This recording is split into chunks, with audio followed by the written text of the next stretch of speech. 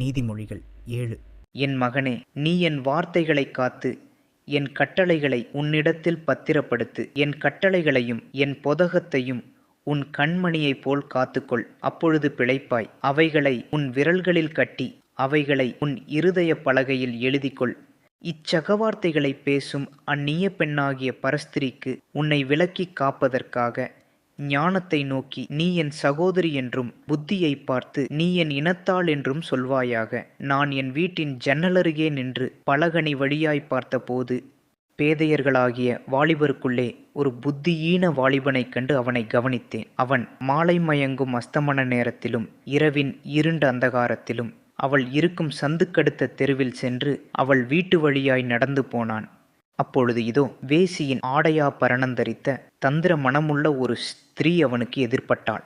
அவள் வாயாடியும் அடங்காதவளுமானவள். அவள் கால்கள் வீட்டிலே தரிக்கிறதில்லை. சில வேளை வெளியிலிருப்பாள், சில வேளை வீதியிலிருப்பாள், சந்துகள் தோறும் பதிவிருப்பாள். அவள் அவனை பிடித்து முத்தஞ்செய்து முகம் நாணாமல் அவனை பார்த்து, சமாதான பலிகள் என் மேல் சுமந்திருந்தது. இன்றைக்குத்தான் என் பொருத்தனைகளை நிறைவேற்றினேன். ஆதலால் நான் உன்னை சந்திக்க புறப்பட்டு உன் முகத்தை ஆவலோடு தேடினேன். இப்பொழுது உன்னை கண்டுபிடித்தேன். என் மஞ்சத்தை இரத்தின கம்பளங்களாலும் எகிப்து தேசத்து விசித்திரமான மெல்லிய வஸ்திரங்களாலும் சிங்காரித்தேன். என் படுக்கையை வெள்ளை போலத்தாலும் சந்தனத்தாலும் லவங்கப்பட்டையாலும் வாசனை கட்டினேன். வா, விடியற்காலம் வரைக்கும் சம்போகமாயிருப்போம், இன்பங்களினால் பூரிப்போம். புருஷன் வீட்டிலே இல்லை, தூர பிரயாணம் போனான். பணப்பையை தன் கையிலே கொண்டு போனான்.